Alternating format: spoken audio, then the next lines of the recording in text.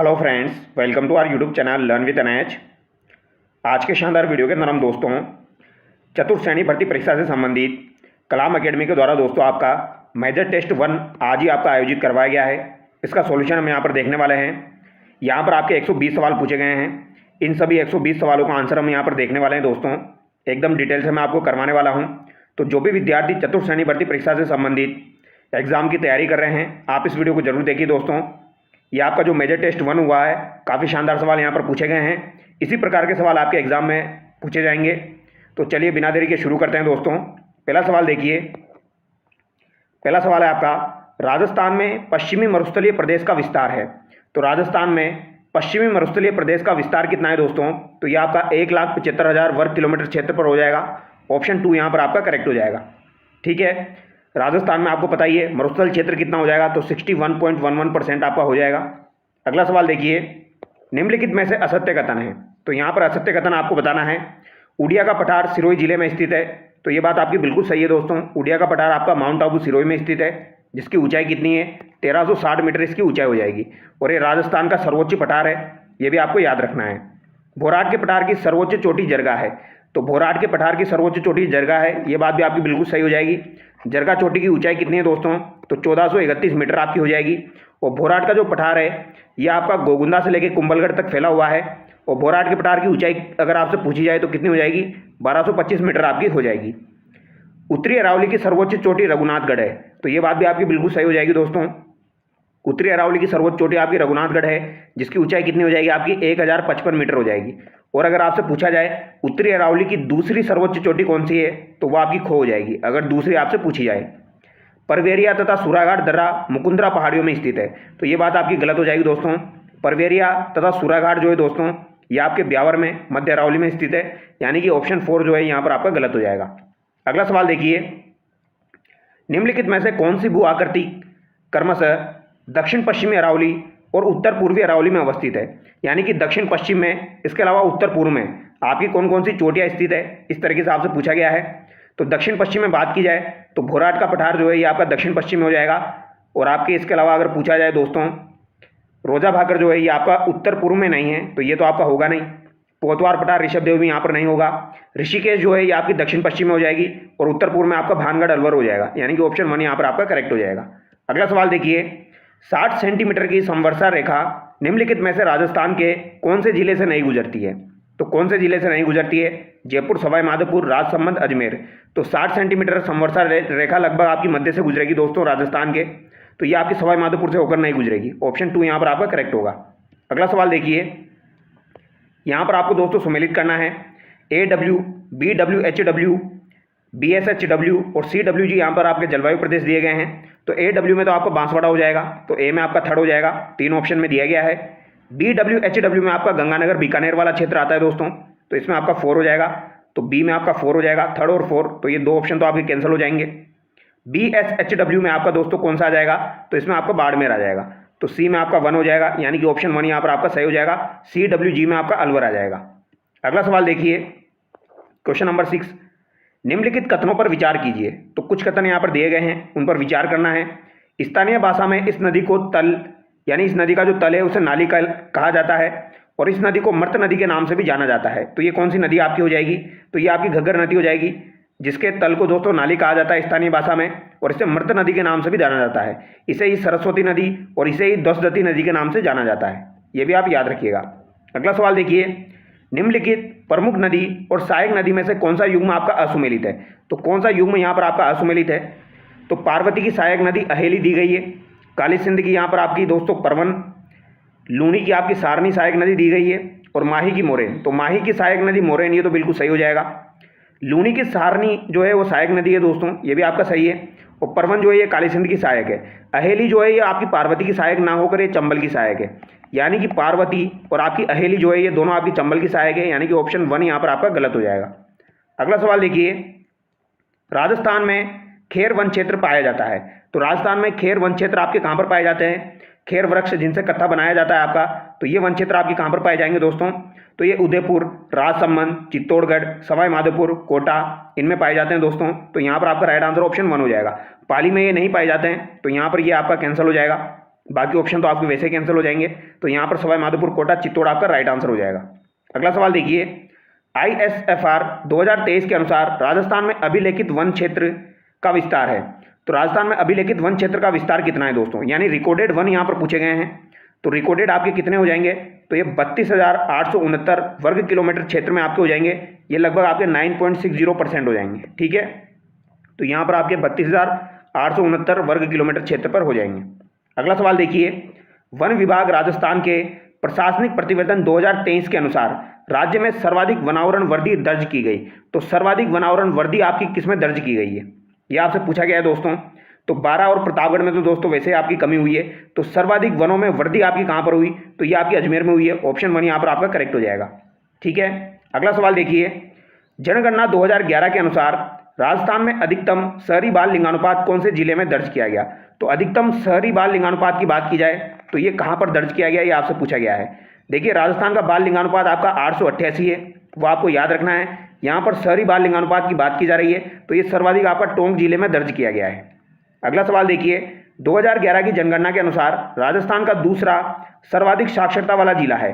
तो सर्वाधिक साक्षरता वाला दूसरा जिला यहाँ पर पूछा गया है। तो पहला कोटा हो जाएगा और दूसरा आपका जयपुर हो जाएगा। तो यहाँ पर आपका राइट आंसर ऑप्शन 3 हो जाएगा दोस्तों। ठीक है, इसको हम याद रखते हैं, कौन जाए आपका झुंझुनू, सीकर, अलवर, यानी कि यहाँ पर दूसरे नंबर पर आपका जयपुर आता है। ऑप्शन 3 यहाँ पर आपका करेक्ट हो जाएगा।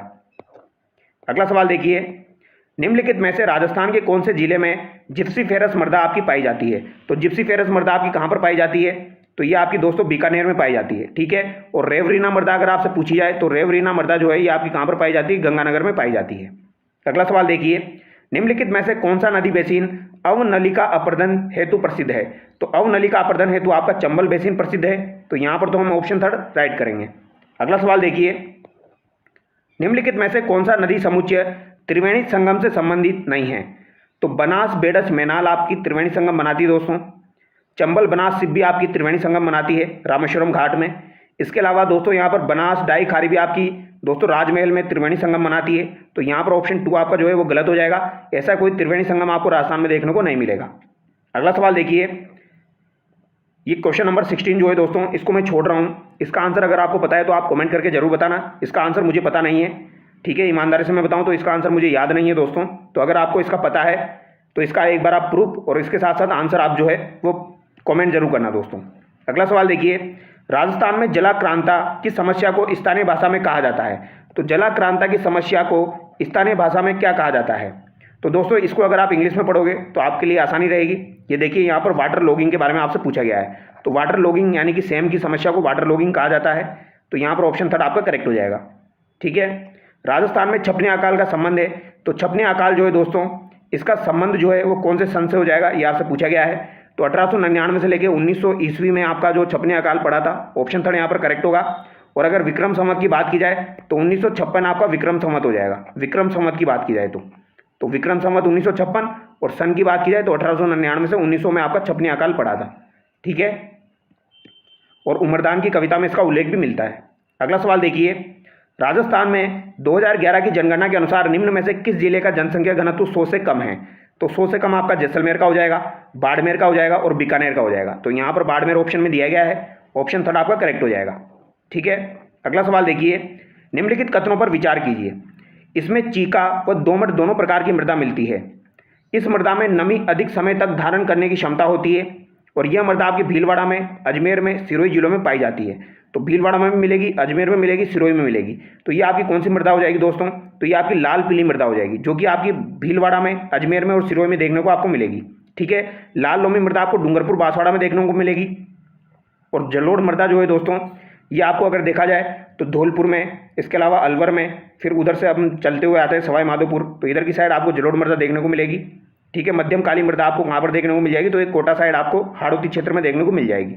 अगला सवाल देखिए, राजस्थान में निम्नलिखित में से किस बालू का स्तूप को जीवावशेष बालू का स्तूप कहा जाता है। तो जीवावशेष बालू का स्तूप किसे कहा जाता है दोस्तों, ये आपको बताना है। अनुदैर्ध्य, अनुप्रस्थ, बरखान, अवरोधी। तो अवरोधी तो यहाँ पर आपका आंसर होगा नहीं। अब अनुप्रस्थ बालू का स्तूप जो है वही आपका बरखान होता है। बरखान बालू का स्तूप ही जो होते हैं वो अनुप्रस्थ बालू का स्तूप के प्रकार होते हैं। यानी कि यहाँ पर आपका राइट आंसर जो है वो अनुदैर्ध्य हो जाएगा। अनुदैर्ध्य बालू का स्तूप जो होते हैं दोस्तों, ये आपके रेखीय बालू का स्तूप होते हैं। कैसे बालू का स्तूप होते हैं? रेखीय बालू का स्तूप होते हैं, जबकि बरखान और अनुप्रस्थ जो है ये परपेंडिकुलर होते हैं। तो रेखीय बालू का स्तूप जो है वही यहाँ पर आपका राइट आंसर होगा। अगला सवाल देखिए, उष्ण एवं अर्ध उष्ण कटिबंधीय स्टेपी तुल्य जलवायु BSHW निम्न में से किस झीलों के समूह में पाई जाती है? तो किन झीलों के समूह में BSHW आपकी पाई जाती है, ये आपको बताना है दोस्तों। तो BSHW आपको कहाँ पर देखने को मिलेगी? जयपुर, अलवर, भरतपुर, पाली, सीकर, झुंझुनू। तो यहाँ पर आपका राइट आंसर क्या हो जाएगा? पाली, सीकर, झुंझुनू हो जाएगा, क्योंकि जैसलमेर में ये आपको देखने को नहीं मिलेगी। जैसलमेर में आपको BWHW देखने को मिलेगी। ठीक है, तो यहाँ पर आपका राइट आंसर पाली, सीकर, झुंझुनू हो जाएगा, जहाँ पर आपको BSHW देखने को मिल जाएगी। अगला सवाल देखिए, निम्नलिखित में से किस वन्यजीव संरक्षण स्थल को पक्षियों का स्वर्ग कहा जाता है? तो पक्षियों का स्वर्ग किसे कहा जाएगा? तो एक केवलादेव घना राष्ट्रीय उद्यान को कहा जाएगा। ऑप्शन 2 यहाँ पर आपका करेक्ट होगा। और बंद बारेटा जो है दोस्तों ये भी आपका भरतपुर में ही है। सीता माता आपका प्रतापगढ़ में हो जाएगा। अगला सवाल देखिए, निम्नलिखित में से बेमेल युग्म का चयन करें। कंजर्वेशन रिजर्व और संबंधित जिला दिया गया है। हमीरगढ़ आपका भीलवाड़ा में है। गोगेलाव आपका जालोर में ना होकर दोस्तों ये कहाँ पर हो जाएगा? गोगेलाव आपका नागौर में हो जाएगा, तो ये यहाँ पर आपका गलत हो जाएगा। वाड़ा खेड़ा जो है ये आपका सिरोही में हो जाएगा। अखर गांव जो है ये आपका अजमेर में हो जाएगा। अगला सवाल देखिए, राजस्थान में सज्जनगढ़ बायोलॉजिकल पार्क स्थित है।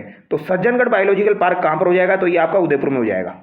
अगला सवाल देखिए, क्वेश्चन नंबर 26, राजस्थान में भूमिगत जल के सर्वाधिक ब्लॉक किस श्रेणी के अंतर्गत आते हैं?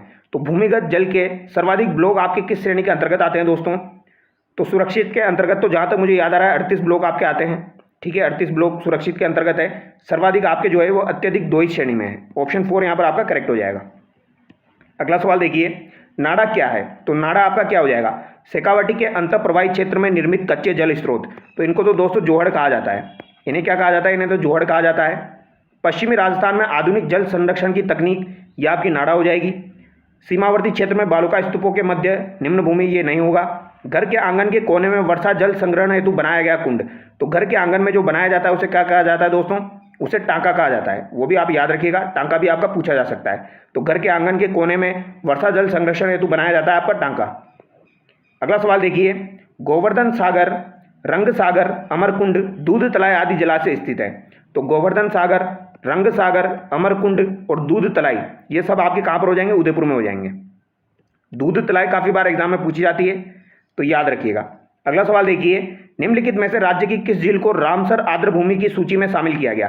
तो रामसर आर्द्रभूमि की सूची में शामिल किया गया है दोस्तों कौन सी झील को? तो सांबर झील को आपके 1990 में दोस्तों रामसर आर्द्रभूमि में शामिल किया गया था। सबसे पहले 1981 में केवलादेव को शामिल किया गया, और अभी 2 आपको और देखने को मिलेंगे, एक तो आपका खींचन और एक बेनार। तो 4 रामसर आर्द्रभूमि आपकी दोस्तों रामसर स्थल यहाँ पर हो चुके हैं। ठीक है, 4 रामसर स्थल जो है वो राजस्थान में हो चुके हैं। सांबर झील यहाँ पर आपका करेक्ट होगा। अगला सवाल देखिए, जग मंदिर व जग निवास महल स्थित है। तो जग मंदिर और जग निवास महल आपके कहाँ पर स्थित है दोस्तों? तो ये आपके पिछोला झील के किनारे स्थित है आपके। ऑप्शन 3 करेक्ट होगा। अगला सवाल देखिए, निम्न में से किस झील में सौर वेधशाला स्थित है? तो सौर वेधशाला आपकी कहाँ पर स्थित है? तो फतेह सागर झील के किनारे आपकी सौर वेधशाला स्थित है। ऑप्शन बी सही होगा। अगला सवाल देखिए, निम्नलिखित परियोजना संबंधित जिला में से सही सुमेलित युग्म की पहचान कीजिए।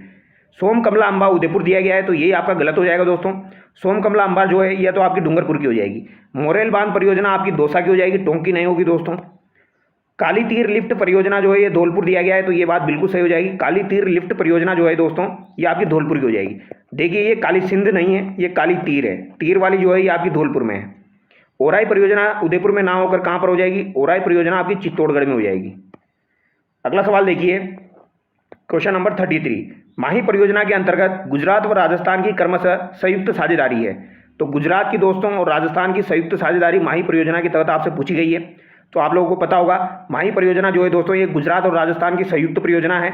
गुजरात का 55 हो जाएगा और राजस्थान का 45 हो जाएगा, और चंबल की बात की जाए तो 50-50 आपका होता है। ठीक है, तो यहाँ पर ऑप्शन 4 आपका करेक्ट होगा। अगला सवाल देखिए, राजस्थान में चंबल नदी पर सर्वाधिक भराव क्षमता वाला बांध कौन सा हो जाएगा? तो ये आपका राणा प्रताप सागर हो जाएगा। सर्वाधिक भराव क्षमता अगर आपसे पूछी जाए तो राणा प्रताप सागर बांध है, जो कि आपका चित्तौड़गढ़ में स्थित है चंबल नदी पर। अगला सवाल देखिए, दिल्ली वडोदरा ग्रीनफील्ड एक्सप्रेसवे निम्न में से किस जिले से नहीं गुजरता है? तो ये किस जिले से आपका नहीं गुजरता है दोस्तों? जयपुर, कोटा, अलवर, दौसा। तो ये जयपुर से होकर नहीं गुजरता है। ये आपका कोटा, दौसा, सवाई माधोपुर, अलवर, टोंक यहाँ से होकर गुजरेगा, बूंदी से होकर गुजरेगा। ये 7 जिलों से होकर गुजरता है राजस्थान के। अगला सवाल देखिए, राजस्थान में मार्च 2024 तक राज्य राजमार्गों की कुल लंबाई है। तो राज्य राजमार्गों की कुल लंबाई कितनी हो जाएगी दोस्तों? तो यहाँ पर आपके स्टेट हाईवे जो है उनकी कुल लंबाई पूछी गई है। तो अगर दोस्तों नेशनल हाईवे की पूछी जाती तो 10,000 के आसपास होती, अगर एनएच की पूछी जाती तो। यहाँ पर एसएस की पूछी गई है, तो राइट आंसर आपका 17,367 होगा, यानी लगभग 17,000 के आसपास आपके स्टेट हाईवे की कुल लंबाई है। अगला सवाल देखिए, राजस्थान राज्य पथ परिवहन निगम की स्थापना कब की गई थी? तो राजस्थान राज्य पथ परिवहन निगम यानी RSRTC की स्थापना आपकी कब की गई थी? तो ये अक्टूबर 1964 में आपकी की गई थी। अगला सवाल है, निम्नलिखित में से कौन सा कथन आपका सही नहीं है? तो यहाँ पर कौन सा कथन आपका सही नहीं है? राजस्थान 69 डिग्री 30 मिनट से 78 डिग्री 17 मिनट जो है वो पश्चिमी देशांतर के मध्य स्थित है। तो ये पश्चिमी देशांतर यहाँ पर गलत दिया गया है दोस्तों, यहाँ पर आपका पूर्वी देशांतर होना चाहिए। तो ऑप्शन 1 ही आपका गलत हो गया।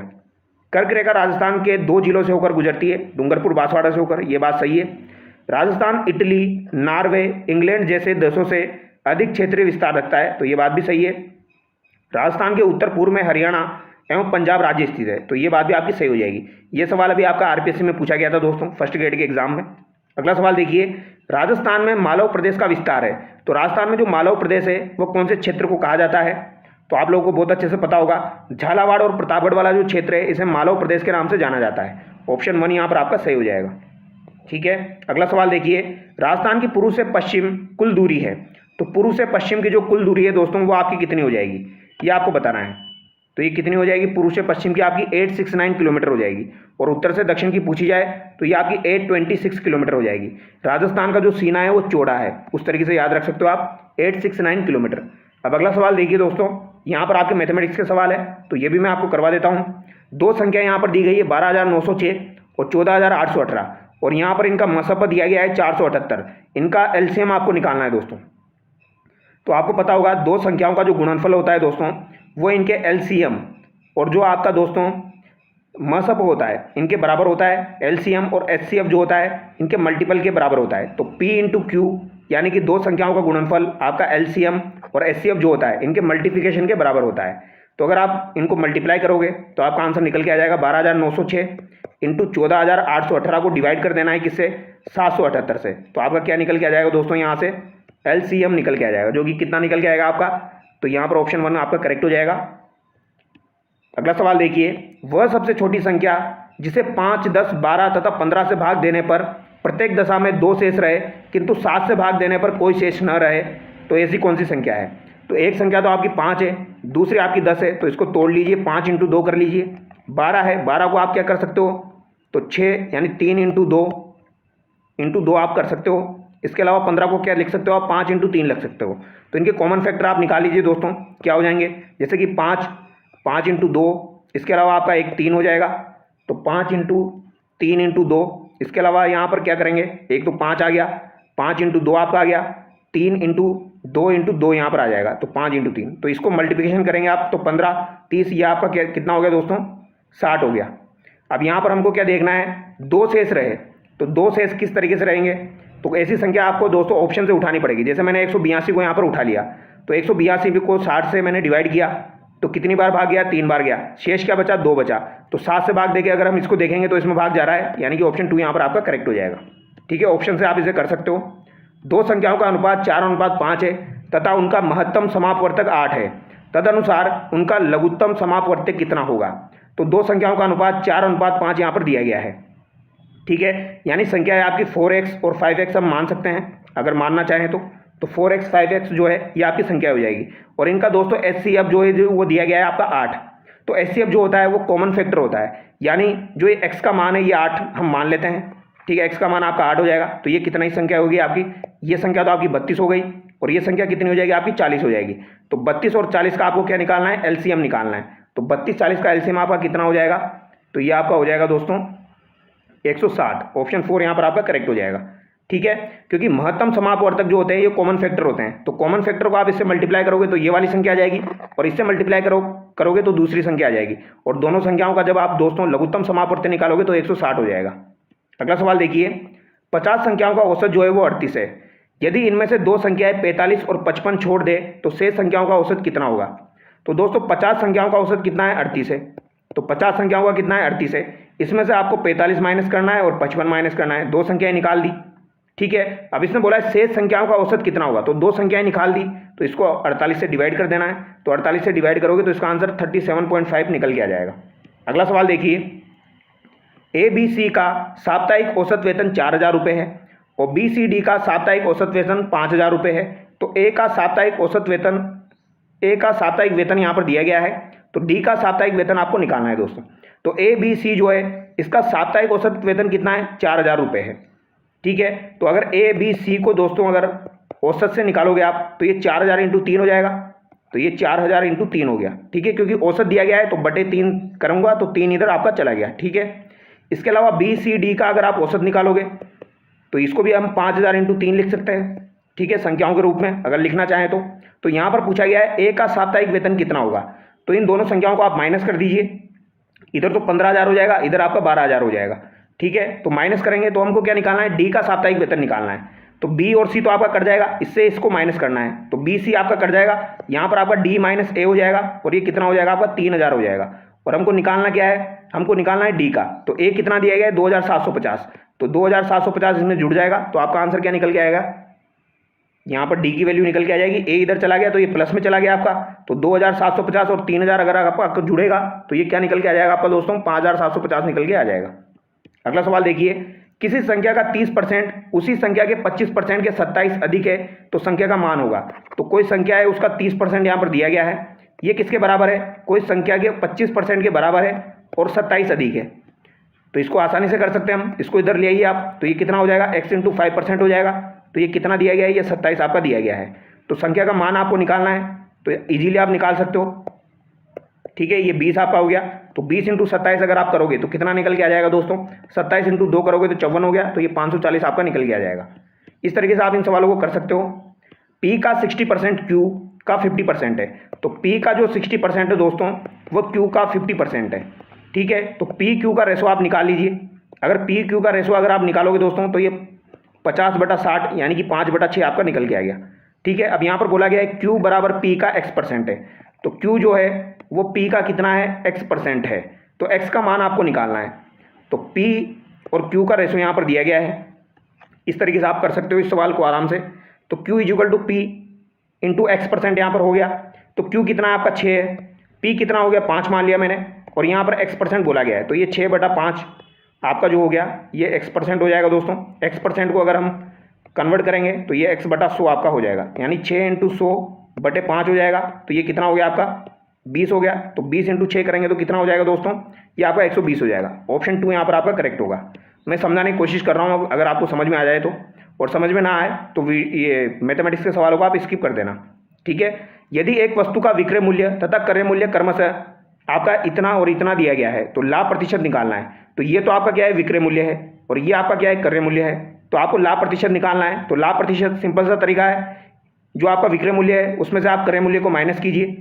तो विक्रय मूल्य जो आपका दिया गया है इसमें से आप क्या करेंगे, क्रय मूल्य को माइनस करेंगे और डिवाइडेड बाय क्रय मूल्य कर देंगे, तो आपका क्या लाभ प्रतिशत आ जाएगा, क्योंकि लाभ प्रतिशत जो निकलता है वो आपका क्रय मूल्य पर निकलता है।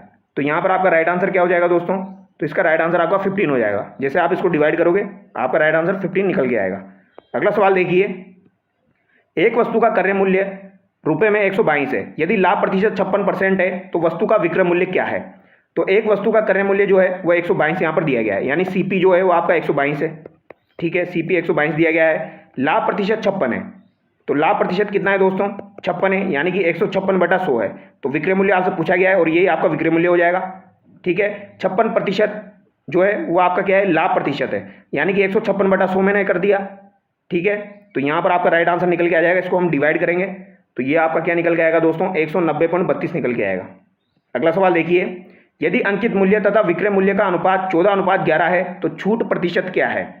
तो अंकित मूल्य आपका दिया गया है, यानी MRP जो है वो आपकी दी गई है, और यहाँ पर आपका SP दिया गया है। तो MRP जो है वो 14 है और SP जो है वो 11 है। तो यहाँ पर छूट आपको बतानी है, तो छूट हमेशा MRP पे दी जाती है, तो 3/14 आपकी हो जाएगी, इंटू 100 हम कर देंगे तो ये आपका परसेंटेज में निकल के आ जाएगा। अगर परसेंटेज निकालना चाहो तो ये 3/14 आप करोगे दोस्तों तो ये आपका कितना निकल के आ जाएगा, 21.42 निकल के आ जाएगा। ऑप्शन 2 यहाँ पर आपका करेक्ट होगा, इंटू 100 से आपको मल्टीप्लाई कर देना है, ये 21.42 आपका निकल के आएगा। अगला सवाल देखिए, साधारण ब्याज पर एक निश्चित धनराशि 20 वर्ष में इसकी 3 गुना हो जाती है। तो इसी साधारण ब्याज दर पर यह कितने वर्ष में इसकी 2 गुना हो जाएगी। तो कोई राशि जो है वो 20 वर्ष में क्या हो रही है दोस्तों, 3 गुना हो रही है। पहले पी थी, अब कितनी हो गई, 3 पी हो गई, यानी पी जो थी पहले थी उसमें 2 पी की वृद्धि हो गई। तो इस सवाल को अगर आप फॉर्मूला से करना चाहो तो फॉर्मूला से भी कर सकते हो। जैसे कि 2 पी जो है ये आपका क्या हो गया, ऐसा ही हो गया, और P into R into T आपका होता है। टी कितना हो गया, 20 हो गया, अपॉन 100 हो गया। पी से पी आपका कैंसिल हो जाएगा, और यहाँ पर आपका दोस्तों 0 से 0 कैंसिल हो गया, ये 5 हो गया। तो ये आर आपका कितना निकल के आ गया, 10 निकल के आ गया। तो आर 10 निकल के आ गया। तो अब आपको क्या करना है, 2 गुना करना है। तो 2 गुना आप करोगे तो ऐसा ही पी हो जाएगा, और फिर इसको उसी तरीके से आप वापस कर दीजिए, आपका आंसर निकल के आ जाएगा। P into R into T हमको निकालना है, अपॉन 100 आपका हो जाएगा। पी से पी आपका कैंसिल हो गया, 100/10 आपका यहाँ पर हो जाएगा, और ये आपका टी निकल के आएगा कितना, 10 वर्ष। ऑप्शन 2 यहाँ पर आपका करेक्ट होगा। अगला सवाल देखिए, एक निश्चित राशि पर 10% वार्षिक दर से 2 वर्ष के लिए चक्रवृद्धि ब्याज तथा साधारण ब्याज का अंतर 874 है, तो राशि ज्ञात कीजिए। तो राशि आप मान लीजिए कुछ भी, जैसे कि 100 रुपये मैंने मान लिया। अब यहाँ पर बोला गया है 10% वार्षिक दर से चक्रवृद्धि ब्याज और साधारण ब्याज का 2 वर्ष दिया गया है। तो 10%, इसका 10% कर दीजिए, इसका 10% कर दीजिए, तो ये कितना हो गया 10, ये कितना हो गया 10, फिर इसका 10% आप करोगे तो ये आपका चक्रवृद्धि ब्याज निकल के आ जाएगा यहाँ पर। ठीक है, तो यहाँ पर बोला गया अंतर कितना है, तो ये एक जो है वो किसके बराबर है, 874 के बराबर है। एक जो है ये आपका 874 के बराबर है। ये आपका जो होता है 10-10, यानी कि ये जो 20 है ये तो आपका क्या है दोस्तों, ये आपका ऐसा ही है किसका, साधारण ब्याज का। इसमें जो एक जुड़ेगा ये आपका चक्रवृद्धि ब्याज का हो जाएगा। तो ये अंतर जो है ये 874 यहाँ पर दिया गया है। अगर यहाँ पर राशि ज्ञात करनी है आपको, तो एक को 100 में 100 करना है हमको। राशि कितनी मानी थी हमने, 100, तो ये आपका कितना हो जाएगा, 87400 यहाँ पर लग जाएगा, यानी कि ऑप्शन 3 आपका करेक्ट हो जाएगा। अगला सवाल देखिए, समान वार्षिक ब्याज दर से 15,000 रुपये का 2 साल के चक्रवृद्धि ब्याज व सरल ब्याज का अंतर 96 रुपये है, तो वार्षिक ब्याज दर कितना होगा। तो दोस्तों इसको भी उसी तरीके से हम कर सकते हैं, और यहाँ पर आपका राइट आंसर जो होगा वो 4%, यहाँ पर 8% हो जाएगा। जो मैंने ऊपर वाला पैटर्न बताया उसी सेम तरीके से यहाँ पर आप कर सकते हो। ठीक है, क्योंकि यहाँ पर भी 2 साल का आपका दिया गया है। चक्रवृद्धि ब्याज और सरल ब्याज में अंतर कितना हो जाएगा आपका, 96 हो जाएगा। जैसे कि ये 15,000 हो गया। ठीक है, अब 15,000 को आप डिवाइड करोगे, 2 साल का हमको देखना है, तो ये 2 साल का हो गया आपका। तो इसको x मान लो, इसको x मान लो, क्योंकि ये समान होंगे आपके। फिर इसके बाद में यहाँ पर आपका कितना हो जाएगा, 96 हो जाएगा, क्योंकि यहाँ पर बोला गया है सरल चक्रवृद्धि ब्याज और सरल ब्याज का अंतर कितना है, 96 है। तो ये आपका 96 यहाँ पर दिया गया है। तो अगर इसको निकालोगे आप दोस्तों तो कैसे निकलेगा, जैसे कि इस तरीके से आप निकाल सकते हो। 15,000 इंटू R% अगर आप करते हो, 15,000 इंटू R% आप करोगे तो कितना हो जाएगा, x हो जाएगा, और x इंटू R% आप करोगे तो कितना हो जाएगा, 96 हो जाएगा। तो ये 2 इक्वेशन आपके पास आ गई, उससे करोगे तो 8% आपका निकल के आ जाएगा। अगला सवाल देखिए, किसी धन का 4 वर्ष का साधारण ब्याज मूलधन का 1/5 है, तो ब्याज की वार्षिक दर होगी। तो यहाँ पर ब्याज की वार्षिक दर आपसे पूछी गई है, ये कितनी होगी। तो किसी धन का 4 वर्ष का साधारण ब्याज मूलधन का 1/5 है, तो मूलधन का कितना है दोस्तों, साधारण ब्याज 1/5 है। तो पी मान लिया मैंने, और P into R into T upon आपका 100 हो जाएगा। तो यहाँ पर क्या पूछा गया है आपका दोस्तों, तो ये 100 बटे आपका 5 इंटू 4 हो जाएगा, यानी 20/100 आपका हो जाएगा। तो ये 5 निकल के आ जाएगा। तो आर इक्वल टू कितना हो गया आपका, 5 हो गया। तो यहाँ पर 2 ऑप्शन आपका करेक्ट होगा। अगला सवाल देखिए, साधारण ब्याज की किस दर पर 4500 रुपये का 3 वर्ष का मिश्र धन 5400 रुपये हो जाएगा। तो साधारण ब्याज की किस दर से 4500 रुपये का 3 वर्ष का मिश्र धन आपका 5400 रुपये हो जाएगा। तो ये आपसे पूछा गया है, दर पूछी गई है। तो कुछ नहीं करना दोस्तों, ऐसा ही कितना हो गया आपका, इनको माइनस करोगे तो 900 जो है ये आपका ऐसा ही हो गया। ठीक है, फिर पी क्या हो गया, 4500 आपका पी हो गया। आर हमको निकालना है, टी कितना है, 3 वर्ष है, अपॉन 100 कर लो, तो ये आर आपका यहाँ से निकल के आ जाएगा कितना, 6 से 2/3%। ठीक है, तो यहाँ पर ऑप्शन 2 करेक्ट होगा। अब चलिए आगे बढ़ते हैं, राजस्थान के सवाल देखते हैं, राजस्थान जीके के। राजस्थान की दक्षिण पूर्व रियासतों को सम्मिलित कर राजपुताना संघ बनाने का प्रस्ताव किसका था। तो राजपुताना संघ बनाने का प्रस्ताव जो है वह दक्षिण पूर्व रियासतों को सम्मिलित करके किसका था, भीम सिंह कोटा का था। ऑप्शन 2 यहाँ पर आपका सही हो जाएगा। अगला सवाल देखिए, सारंगपुर का युद्ध 1437 दिया गया है, बिल्कुल सही है दोस्तों, ये आपके राणा कुंभा के द्वारा लड़ा गया था। भूताला का युद्ध जो है ये 1227 यहाँ पर दिया गया है, ये आपका दोस्तों जेतर सिंह और इल्तुतमिश के मध्य हुआ था, तो ये बात भी आपकी सही है। खातौली का युद्ध 1518 में नहीं हुआ था दोस्तों, खातौली का युद्ध आपका 1517 में हुआ था। ठीक है, राणा सांगा और इब्राहिम लोधी के मध्य हुआ था। बाड़ी का युद्ध आपका 1518 में हुआ था, और गागरोन का युद्ध आपका 1519 में हुआ था। ठीक है, बयाना का युद्ध आपका 1527 में हुआ था, ये भी आपका सही है, यानी थर्ड यहाँ पर आपका गलत हो जाएगा। अगला सवाल देखिए, 1905 ईस्वी में जैन शिक्षा प्रचारक समिति की स्थापना किसने की। तो जैन शिक्षा प्रचारक समिति की स्थापना आपकी अर्जुनलाल शेट्टी के द्वारा की गई थी, और इनका संबंध आपका जयपुर से हो जाएगा। अगला सवाल देखिए, निम्न में से राजस्थान के वे क्रांतिकारी जो हार्डिंग बम कांड से शामिल थे। तो हार्डिंग बम कांड जो आपका हुआ था दोस्तों 1911-12 में दिल्ली में, तो इसमें कौन कौन शामिल थे? तो इसमें दोस्तों आपके केसरी सिंह बारट, जोरावर सिंह बारट, प्रताप सिंह बारट आपके शामिल थे। तो यहाँ पर गोपाल सिंह खरवा नहीं होंगे, बालमुकुंद बिस्सा नहीं होंगे, प्रताप सिंह बारट और जोरावर सिंह बारट यहाँ पर आपका करेक्ट हो जाएगा। अगला सवाल देखिए, यहाँ पर भी आपको दोस्तों कौन सा सुमेलित नहीं है ये देखना है। राणा बाई का संबंध हरनावा नागौर से हो जाएगा, सही है। गौरी बाई का संबंध आपका डूंगरपुर से हो जाएगा। रानी रूपादे का संबंध आपका सोजत से दिया गया है। रानी रूपादे का संबंध थोड़ा बहुत सोजत से है दोस्तों, ठीक है। ये आपके मल्लीनाथ जी की पत्नी हो जाएगी रूपादे। भूरीबाई अलग का कार्यक्षेत्र कौन सा था दोस्तों? इनका संबंधित स्थल जो था वो आपका मेवाड़ था, ये आप याद रखिएगा। इनका संबंध आपका नाथद्वारा से हो जाएगा। ऑप्शन 4 जो है यहाँ पर आपका गलत है। अगला सवाल देखिए, निम्नलिखित में से किस एक का संबंध मेवाड़ प्रजामंडल से नहीं था? तो किसका संबंध आपका मेवाड़ प्रजामंडल से नहीं है? बलवंत सिंह मेहता का था, यहाँ पर माणिक्यलाल वर्मा का हो जाएगा, हीरालाल कोठारी का हो जाएगा। स्वामी गोपाल दास का संबंध दोस्तों आपके बीकानेर से था। इनका संबंध जो है ये आपके मेवाड़ प्रजामंडल से नहीं था। स्वामी गोपाल दास के द्वारा आपको पता होगा 1907 में दोस्तों सर्वहित कहानी सभा की स्थापना की गई थी चूरू में। अगला सवाल देखिए, किस वर्ष राजस्थान सेवा संघ की स्थापना की गई? तो राजस्थान सेवा संघ की स्थापना आपकी 1919 में की गई थी। अगला सवाल देखिए, राजस्थान में पुरातात्विक सर्वेक्षण कार्य सर्वप्रथम प्रारंभ करने का श्रेय किसे जाता है? तो पुरातात्विक सर्वेक्षण कार्य सर्वप्रथम प्रारंभ करने का श्रेय किसे जाता है दोस्तों? तो ये अभी मैंने आपको बताया था थोड़े दिन पहले, ये आपके ACL कालाइल को जाता है दोस्तों। सबसे पहले इनके द्वारा ही शुरू किया गया था। और अगर आपसे पूछा जाए जयपुर इंदरगढ़ में जो कुलाड़ी की खोज हुई थी दोस्तों आपकी, वो किसके द्वारा की गई थी? CA हेगेट के द्वारा की गई थी। और सैटर्न कार का संबंध आपके झालावाड़ में जो सेल चित्रों की खोज हुई थी वो सैटर्न कार के द्वारा की गई थी। अगला सवाल देखिए, किस युद्ध के पश्चात भारत में तुर्की शासन की शुरुआत हुई? तो तुर्की शासन की जो शुरुआत हुई थी वो तराइन के द्वितीय युद्ध 1192 के बाद हुई थी दोस्तों। ऑप्शन 2 यहाँ पर आपका करेक्ट होगा, जिसमें पृथ्वीराज चौहान आपके हार गए थे, मोहम्मद गोरी जीत गया था। उसके बाद ही आपके तुर्की शासन की शुरुआत हुई थी। अगला सवाल देखिए, अलाउद्दीन खिलजी के राजस्थान पर आक्रमणों को काल क्रमानुसार व्यवस्थित कीजिए। तो सबसे पहले आपका आक्रमण कहाँ पर हुआ था? रणथंभौर में हुआ था, फिर आपका चित्तौड़ में हुआ, फिर आपका कहाँ पर हुआ? सिवाना में हुआ, फिर आपका जालौर में हुआ। तो सबसे पहले आपका रणथंभौर, फिर आपका चित्तौड़ हो जाएगा, फिर आपका सिवाना हो जाएगा, यानी कि 3rd 2 4। तो 3rd 2 4 फिर आपका 1 हो जाएगा। ऑप्शन 3 यहाँ पर आपका करेक्ट होगा। यहाँ पर 1301 में हुआ, यहाँ पर 1303 में, यहाँ पर आपका 1308 में, यहाँ पर 1311 में हुआ था। और जालौर का नाम जलालाबाद कर दिया था, चित्तौड़ का आपका खिजराबाद कर दिया था, ठीक है। आमेर कछुआओं की राजधानी किसने बनाई थी? तो आमेर को कछुआओं की राजधानी किसके द्वारा बनाया गया था? तो काकिल देव के द्वारा दोस्तों ये बनाया गया था 1208 में, ये आपको याद रखना है। और कछुआ वंश की जो स्थापना है वो 1137 में आपके दुल्ला राय के द्वारा की गई थी। और दुल्ला राय के द्वारा सबसे पहले राजधानी दौसा को बनाया गया था। अगला सवाल देखिए, विग्रहराज चतुर्थ के संबंध में निम्न कथनों पर विचार कर सत्यकूट का चयन कीजिए। यह दिल्ली पर अधिकार करने वाला प्रथम चौहान शासक था, तो ये बात बिल्कुल सही है। इसने मलेच्छों का दमन किया। विग्रहराज ने अजमेर में संस्कृत पाठशाला बनवाई, तो ये बात भी आपकी सही है। और जयानक ने इसे कवि बांधव की उपाधि दी थी। तो कवि बांधव की उपाधि विग्रहराज चतुर्थ को दी जाती है और ये जयानक भट्ट के द्वारा ही दी गई थी। तो यहाँ पर ये भी आपका सही है। मलेच्छों का दमन भी जो है ये विग्रहराज चतुर्थ के द्वारा किया गया था, तो ये बात भी आपकी सही हो जाएगी। चारों कथन यहाँ पर आपके सही है। 1 2 3 4 यहाँ पर आपका राइट आंसर हो जाएगा।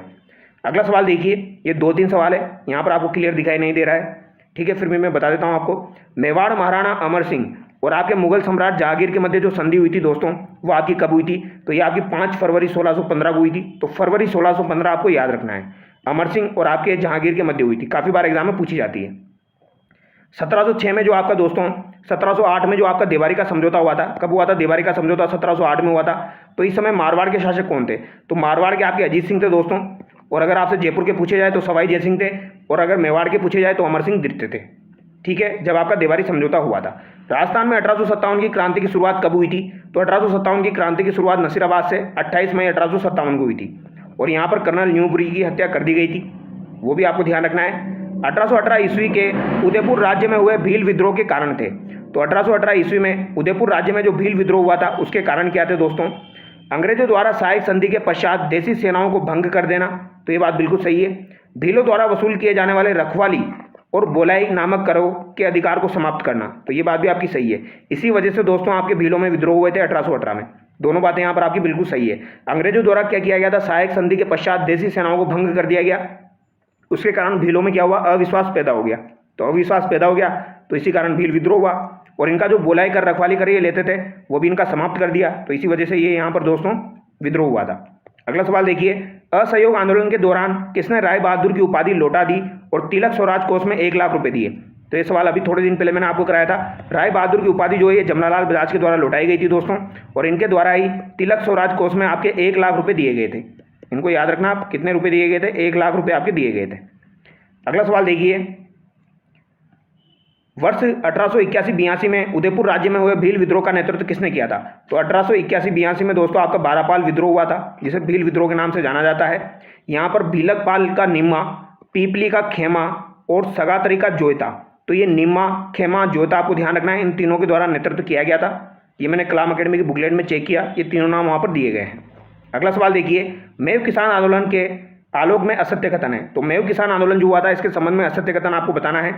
मेव किसान आंदोलन का प्रारंभ रोदों में पाले जाने वाले जंगली सूअरों के कारण हुआ था। तो सूअरों के कारण दोस्तों मेव किसान आंदोलन हुआ, ये बात बिल्कुल सही है। मोहम्मद हादी ने अंजुमन खादिल उल इस्लाम नामक संगठन गठित किया और इसे संगठित रूप दिया। तो ये बात बिल्कुल सही है, ये आपका दोस्तों 1932 में गठित किया गया था। तो ये बात भी आपकी सही हो जाएगी। मोहम्मद हादी आपको ध्यान रखना है, इनके द्वारा ही अंजुमन खादिल उल इस्लाम की स्थापना की गई थी, और इसका संबंध किससे हो जाएगा? अलवर से हो जाएगा। मेव संकट की जांच हेतु यासीन खान के नेतृत्व में बिल ग्रामी समिति का गठन किया गया था। तो ये बात आपकी गलत हो जाएगी दोस्तों, यासीन खान के द्वारा तो मेव किसान आंदोलन का नेतृत्व किया गया था। तो ये बात आपकी गलत हो जाएगी। यह आंदोलन मुख्यतः अलवर और भरतपुर राज्य में हुआ था।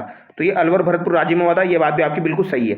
और यासीन खान के द्वारा दोस्तों मेव किसान आंदोलन का नेतृत्व किया गया था, ये इंपॉर्टेंट सवाल है, पूछा जाता है। यहाँ पर जो संकट की जांच हेतु जो कमेटी बनाई गई थी, इसका जो अध्यक्ष था या इसका नेतृत्व जो था वो आपके अलवर के राजा के द्वारा ही किया गया था। ठीक है, अगला सवाल देखिए, नारायण पटेल का संबंध किस किसान आंदोलन से था? तो नारायण पटेल जो है दोस्तों, इसका संबंध आपका किस किसान आंदोलन से हो जाएगा, ये आपसे पूछा गया है। तो इनका संबंध आपका बिजोलिया किसान आंदोलन से हो जाएगा। अगला सवाल देखिए, हाल ही में किसे अनुसंधान नेशनल रिसर्च फाउंडेशन AMRF का मुख्य कार्यकारी अधिकारी बनाया गया? तो AMRF जो है दोस्तों, इसका मुख्य कार्यकारी अधिकारी किसे बनाया गया है? तो डॉक्टर शिव कुमार कल्याण रमन को बनाया गया है। अगला सवाल देखिए, 38वें राष्ट्रीय खेलों में राजस्थान पदक तालिका में कौन से स्थान पर था? तो राजस्थान जो था ये 15वें स्थान पर था, जिसमें आपके 38वें राष्ट्रीय खेल हुए थे। इसमें आपका राजस्थान 15वें स्थान पर था। 32 बिट माइक्रो प्रोसेसर विक्रम 3201, कल्पना 3201 किसके द्वारा विकसित किए गए? तो विक्रम 3201 और कल्पना 3201 जो है ये आपके इसरो और सेमीकंडक्टर प्रयोगशाला चंडीगढ़ द्वारा विकसित किए गए हैं। महत्वपूर्ण सवाल है, ये सवाल दोस्तों आपका पूछ लिया गया है RPSC के द्वारा। दिया सलाई पुस्तक किसके द्वारा लिखी गई? तो दिया सलाई जो पुस्तक थी दोस्तों, ये आपकी किसके द्वारा लिखी गई थी, ये आपसे पूछा गया है। तो एक कैलाश सत्यार्थी के द्वारा लिखी गई है। ठीक है, किसके द्वारा लिखी गई? कैलाश सत्यार्थी के द्वारा लिखी गई। इसरो द्वारा अपने 100वें मिशन के रूप में किस उपग्रह को लॉन्च किया गया? तो 100वां मिशन के रूप में दोस्तों किस उपग्रह को लॉन्च किया गया था? तो NVS-02 को यहाँ पर लॉन्च किया गया। ऑप्शन 1 यहाँ पर आपका करेक्ट हो जाएगा। अगला सवाल देखिए, मेजर ध्यानचंद खेल रत्न पुरस्कार 2024 विजेता खिलाड़ी प्रवीण कुमार का संबंध किस खेल से है? तो प्रवीण कुमार जो है दोस्तों, इनको मेजर ध्यानचंद खेल रत्न पुरस्कार दिया गया और इनका संबंध आपका पैरा एथलेटिक्स से हो जाएगा। अगला सवाल देखिए, पंचायत अंतरण सूचकांक 2024 के संबंध में निम्नलिखित कथनों पर विचार कीजिए। यह सूचकांक नीति आयोग द्वारा जारी किया गया। तो ये बात आपकी गलत हो जाएगी। पंचायत अंतरण सूचकांक 2024 जो है दोस्तों, ये आपके पंचायती राज मंत्रालय के द्वारा ही जारी किया गया है। इस सूचकांक में समग्र प्रदर्शन के आधार पर कर्नाटक राज्य देश भर में शीर्ष स्थान पर रहा। तो ये बात आपकी सही हो जाएगी दोस्तों। यहाँ पर केवल 2 आपका सही है, यहाँ पर सत्य नहीं है पूछा गया है, तो यहाँ पर केवल 1 आपका सत्य नहीं है। अगला सवाल देखिए, 18वां प्रवासी भारतीय दिवस सम्मेलन कहाँ आयोजित हुआ? तो प्रवासी भारतीय दिवस सम्मेलन आपका कहाँ पर आयोजित हुआ था? भुवनेश्वर उड़ीसा में आयोजित हुआ था। अगला सवाल है आपका, राष्ट्रीय हल्दी बोर्ड के संबंध में निम्नलिखित कथनों पर विचार कीजिए। तो हल्दी बोर्ड इंपॉर्टेंट है दोस्तों आपका। निजामाबाद तेलंगाना में राष्ट्रीय हल्दी बोर्ड की स्थापना की गई है, ये बात बिल्कुल सही है। और पल्ले गंगा रेड्डी, तो पल्ले गंगा रेड्डी को इसका पहला अध्यक्ष बनाया गया था। तो ये बात भी आपकी सही है। दोनों बातें यहाँ पर आपकी सही हो जाएगी, सत्य यहाँ पर पूछा गया है। ठीक है, अगला सवाल देखिए, 12वें क्षेत्रीय 3R और सर्कुलर इकोनॉमी फोरम का आयोजन कहाँ किया गया? तो 12वें क्षेत्रीय और 3R सर्कुलर इकोनॉमी का आयोजन कहाँ पर हुआ है? ये आपका जयपुर में हुआ है। ऑप्शन 1 यहाँ पर आपका करेक्ट होगा। अगला सवाल देखिए, ये यहाँ पर आपके हिंदी के सवाल है दोस्तों, इनको भी करवा देता हूँ। यशोदा शब्द का संधि विच्छेद होगा। तो यशोदा शब्द जो है दोस्तों, इसका संधि विच्छेद क्या हो जाएगा? यश प्लस दा हो जाएगा। ठीक है, यहाँ पर आपकी विसर्ग संधि होगी। ऑप्शन 4 करेक्ट होगा। निम्न में से किस विकल्प में संधि विच्छेद आपका गलत है? जल प्लस गोस जलोग, अनु प्लस इक्सा यहाँ पर दिया गया है। तो इक्सा को दोस्तों इस तरीके से लिखा जाता है, यहाँ पर बड़ी की मात्रा आती है। तो ये अनविक्सा आपका सही नहीं होगा यहाँ पर, तो ये गलत हो गया। सूर्य प्लस उदय सूर्योदय सही है। अभी प्लस उदय अभ्युदय भी आपका सही है। उपसर्ग रहित शब्द है, तो यहाँ पर कौन सा आपका उपसर्ग रहित शब्द है? अवगुण में दोस्तों आपका उपसर्ग है अव, अतियु में भी दोस्तों आपका उपसर्ग है अति, ठीक है, यहाँ पर अति वाला जो उपसर्ग है आपका, सुलभ में आपका सु उपसर्ग हो जाएगा। काव्य जो है दोस्तों ये आपका उपसर्ग रहित शब्द है। ऑप्शन 4 यहाँ पर आपका करेक्ट होगा। अगला सवाल देखिए, संस्कृत में मुख्यतः उपसर्ग माने गए हैं, तो संस्कृत में मुख्यतः उपसर्ग कितने हो जाएंगे आपके 22 हो जाएंगे। कितने हो जाएंगे दोस्तों 22 हो जाएंगे। किस शब्द में अप्रत्यय है, तो अप्रत्यय आपका किस शब्द में हो जाएगा दोस्तों, तो राघव शब्द जो है रघु प्लस अ, राघव शब्द में आपका अप्रत्यय हो जाएगा। किस तरीके से लिखेंगे इसको, रघु प्लस अ राघव, इसमें आपका अ उपसर्ग हो जाएगा, ठीक है। निम्नलिखित में से किस शब्द में आपका एरा प्रत्यय नहीं है, तो किस शब्द में आपका एरा प्रत्यय यहाँ पर नहीं है। लखेरा में आपका एरा प्रत्यय हो जाएगा दोस्तों, बसेरा में हो जाएगा, लुटेरा में हो जाएगा, लेकिन सवेरा में आपका दोस्तों एरा प्रत्यय नहीं है। ऑप्शन 4 जो है वो यहाँ पर आपका करेक्ट होगा। पृथ्वी का पर्यायवाची नहीं है, तो पृथ्वी का पर्यायवाची यहाँ पर कौन सा नहीं है, अवनी पृथ्वी का पर्यायवाची है, धरा पृथ्वी का पर्यायवाची है, अचला भी पृथ्वी का पर्यायवाची है। भूदेव जो है दोस्तों ये आपका पृथ्वी का पर्यायवाची ना होकर किसका पर्यायवाची है, आपका ब्राह्मण का पर्यायवाची है। निम्नलिखित में से पुत्री शब्द का पर्यायवाची शब्द समूह कौन सा है, तो पुत्री शब्द का पर्यायवाची समूह कौन सा हो जाएगा यहाँ पर, तो तनिया और आत्मजा जो है दोस्तों ये आपकी पुत्री शब्द के पर्यायवाची समूह हो जाएंगे, ठीक है। कांता अबला, अबला जो है ये नारी के लिए यूज में लिया जाता है दोस्तों। अगला सवाल देखिए, वह जो किसी के मम्र को जान ले वाक्यांश के लिए सार्थक शब्द है, तो किसी के मम्र को जान ले तो उसे क्या कहा जाएगा, मर्मज्ञ कहा जाएगा। ऑप्शन 3 करेक्ट होगा। किस वाक्यांश के लिए प्रयुक्त शब्द सार्थक नहीं है, तो यहाँ पर सार्थक शब्द नहीं है, ये पूछा गया है आपसे। वह जो शीघ्र उत्तर देने की बुद्धि रखता हो, प्रत्युत्पन्नमति, ये तो आपका सही है। वह जिसे भाषा का पूरा ज्ञान हो, बहुज्ञ, क्या ये आपका सही है, ये आपका गलत हो जाएगा दोस्तों। उसे कहा जाएगा भाषाविद, भाषाविद कहा जाएगा, बहुज्ञ नहीं कहा जाएगा। 3 माह में एक बार होने वाला त्रैमासिक बिल्कुल सही है। जो दूसरों में दोष खोजे छिंद्रान्वेषी, ये भी आपका बिल्कुल सही है। 2 यहाँ पर आपका गलत हो जाएगा। अगला सवाल देखिए, शुद्ध शब्द छाटिए, उज्ज्वल, त्योहार, यथेष्ट, आशीर्वाद। तो आशीर्वाद यहाँ पर आपका गलत लिखा हुआ है दोस्तों, इसको किस तरीके से लिखा जाएगा, इसको इस तरीके से लिखा जाएगा, वह के ऊपर आपकी र की मात्रा आएगी। त्योहार में यहाँ पर आपकी बिंदी नहीं आती है, ठीक है। उज्ज्वल में आपके 2 आधे ज आएंगे दोस्तों, किस तरीके से 2 आधे ज आते हैं यहाँ पर आपके उज्ज्वल, ठीक है, तो ये भी गलत हो गया। यथेष्ट यहाँ पर आपका बिल्कुल सही है। हालांकि एक यथेष्ट और होता है जिसमें आपका ठ आता है, लेकिन ये वाला भी आपका सही है, यथेष्ट। शुद्ध शब्दों का युग्म है, तो शुद्ध शब्दों का युग्म आपको बताना है, तो मिष्टान बिल्कुल सही लिखा हुआ है, कैवल्य भी यहाँ पर आपका सही लिखा हुआ है। ऑप्शन 2 यहाँ पर आपका सही हो जाएगा। अशुद्ध वाक्य का चयन करें, इनमें से अशुद्ध वाक्य आपको बताना है। 4 ऑप्शन आपके सामने हैं। अब यहाँ पर अशुद्ध वाक्य आपको देखना है, तुमसे कोई काम नहीं हो सकता, तो तुमसे कोई काम नहीं हो सकता ये तो सही लग रहा है। भीतर प्रवेश करना निषेध है, तो यहाँ पर देखो दोनों चीजें एक साथ है, भीतर प्रवेश करना निषेध है, यहाँ पर केवल इतना होना चाहिए प्रवेश करना निषेध है, तो भीतर प्रवेश करना निषेध है, ये यहाँ पर गलत हो गया क्योंकि दोनों समानार्थी शब्द एक साथ नहीं आ सकते आपके, भीतर और प्रवेश, तो ये आपका गलत हो जाएगा। हमारे प्रांत के लोग मेहनती है, ये भी आपका सही है। वे कपड़े के पुराने व्यापारी है, ये भी आपका सही हो जाएगा।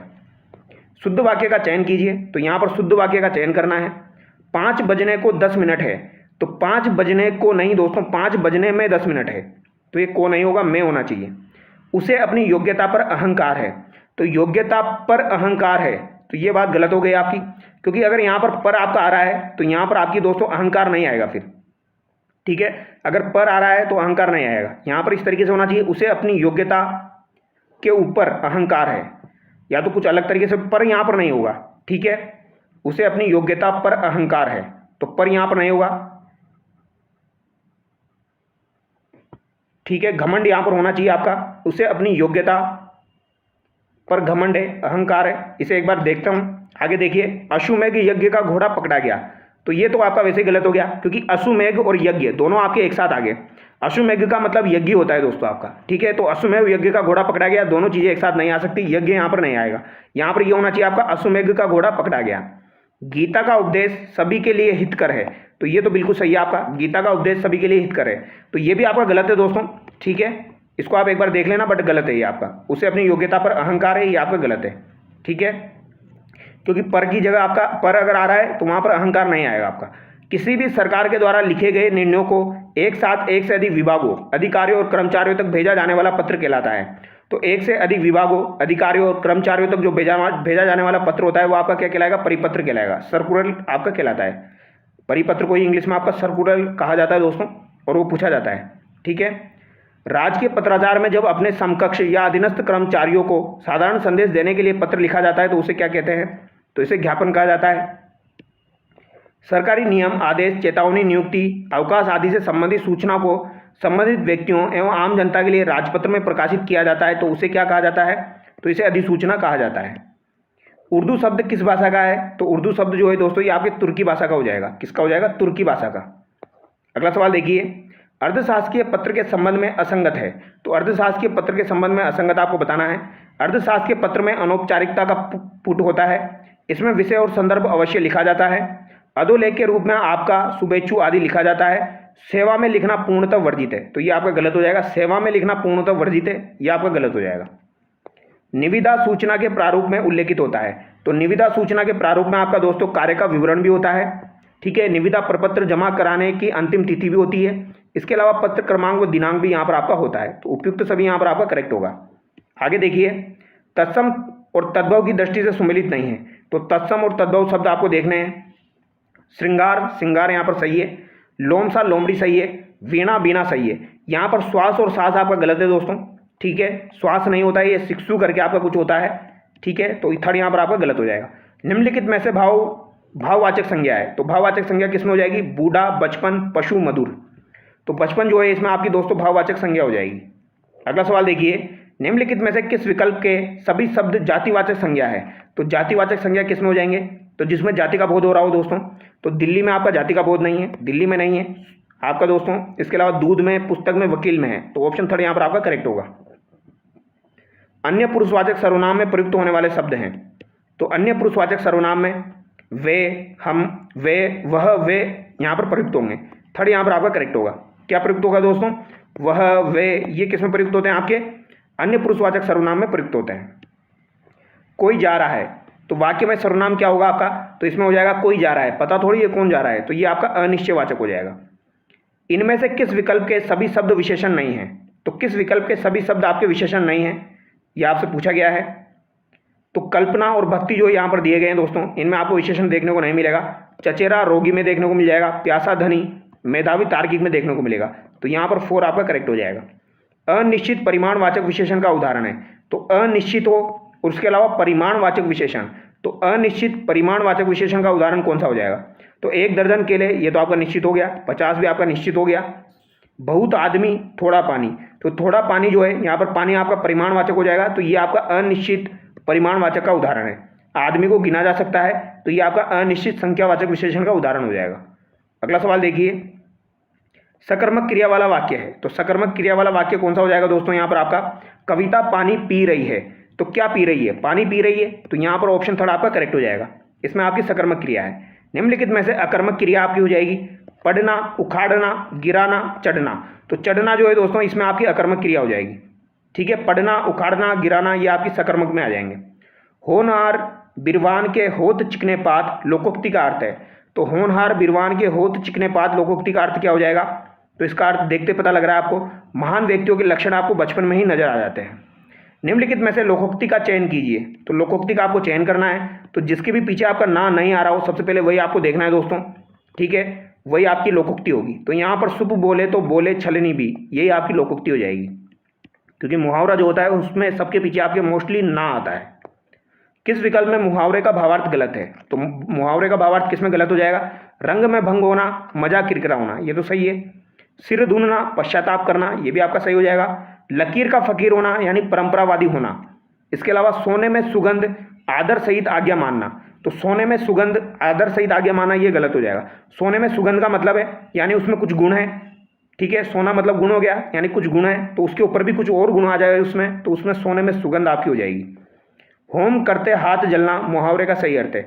तो होम करते हाथ जलना मुहावरे का सही अर्थ हो जाएगा भलाई करने में नुकसान होना। अगला सवाल है, निम्नलिखित में से अशुद्ध शब्द है। तो अशुद्ध शब्द यहाँ पर आपका कौन सा हो जाएगा? इंदिरा, मुकुंद, नृत्यांगना, आह्वान। तो मुकुंद नहीं होता है दोस्तों, ये आपका क्या होता है? मुकुंद होता है। क्या होता है दोस्तों? मुकुंद होता है। क के नीचे भी आपका ऊ आ जाएगा।